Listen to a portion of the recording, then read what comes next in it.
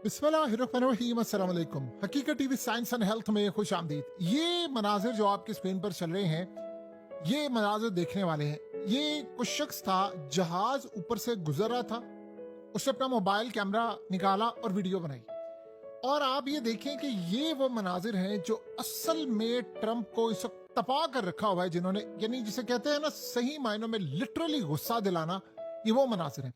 उसकी रीजन क्या है? ट्रंप को शदीद गुस्सा क्यों है इस बात पर? देखिए, ट्रंप को गुस्सा इस बात पर है कि ये सारे जहाज लाइनों में लगे हुए हैं, किसी जगह पर रुके हुए हैं, ईरान के साथ मामला तय हो रहे हैं, बातचीत हो रही है, पैसे जा रहे हैं, और यहाँ पर ईरान की मर्जी है तो वो सप्लाई के लिए जाने दे रहे हैं, अदरवाइज नहीं। और यहाँ जो सबसे हैरान कर देने वाली सूरत हाल है, इनमें बहुत सारे शिप्स इसलिए नहीं जा रहे कि या तो वो ईरान के साथ डायरेक्टली जंग में थे, लाइक अमेरिका हो, इसराइल हो, या ऐसे शिप होते हैं जो ईरान के बकौल के उन्होंने अमेरिका को अड्डे दिए हुए हैं, तो लिहाजा उनको किसी सूरत भी यहाँ से गुजरने की इजाजत नहीं है।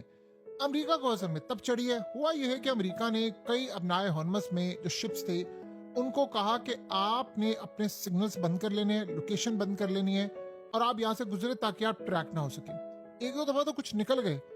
बाद में ईरान को चाहे चाइना ने टेक्नोलॉजी दी, चाहे उनके पास अपनी टेक्नोलॉजी थी, कैसे उन्होंने इस्तेमाल किया, जो भी अपनी लोकेशन, अपने सिग्नल्स और जीपीएस स्पूफिंग करते हैं, यानी वो उन ममालिक का उन्होंने किया क्या कि नाम लगाना शुरू कर दिया कि जी हम ये फलाने मुल्क से हैं। जैसे मिसाल के तौर पर कोई फ्रेंडली मुल्क हो, या वो ईरान के साथ बराह रास्त जंग में शामिल ना हो, लेट्स से अगर कोई इंडोनेशिया का हो या कोई मलेशिया का, तो वो बराह रास्त ईरान में कोई ऐसी कार्रवाई नहीं चाहते या कोई ऐसी, तो वो वहां से निकलने की कोशिश की। एक दो दफा तो निकल गए। बाद में ईरान को पता ही चला कि ये तो दो नंबरी हो रही है। ये काम असल में अमेरिका ने किया था साउथ चाइना सी में। अमेरिका के जहाज उठते थे, मिलिट्री जहाज, तो वो करते क्या थे, वो साउथ चाइना सी के अंदर जब जाते थे जासूसी करने के लिए, तो वो वहां पर मलेशिया के जो कमर्शियल प्लेन्स हैं, जो जेट नहीं, कमर्शियल जो एयरलाइंस है, वो कर लेते थे, उनके नाम स्पूफिंग करते थे, जिससे जब वो ट्रैक करते थे तो वो उनको ऐसा नहीं पता चलता था कि कोई जेट आ रहा, उनको ये पता चलता था कि कोई जहाज आ रहा। ये जासूसी करते रहे। बाद में पता ये चला कि वो तो अमेरिकी थे, तो बाद में उन्होंने पकड़ लिया। फिर उसके बाद कभी नहीं। चाइना फिर एडवांस हो गया टेक्नोलॉजी में। आज अमेरिका की हालत ये हो चुकी है कि अमेरिका सबको ये कह रहा है कि तुम जाओ, तुम करो, तुम फलाना काम करो, लेकिन वो हो नहीं पा रहा। उनको गुस्सा अब ये चढ़ा हुआ है, ये सबसे ज्यादा उनको गुस्सा चढ़ा हुआ है कि जिसका कोई तसव्वुर भी नहीं कर सकता। यानी असल सूरत हाल ये है कि इस वक्त का सबसे बड़ा चैलेंज ये बना हुआ है कि अब स्टेट ऑफ आर्मी, ये वो वजह है कि अब अमेरिका और इजराइल जंग चाह रहे हैं।